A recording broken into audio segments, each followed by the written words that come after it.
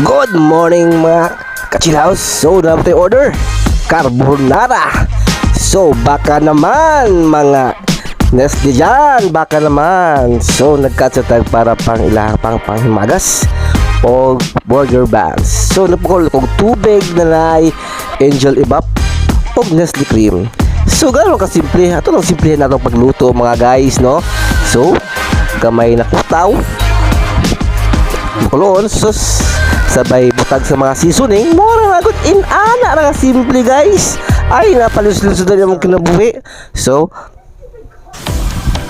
okay, atong i-plaster na atong mga butangan sudlanan para mag-ready tayo og packing. So naana ang among carbonara na noodles.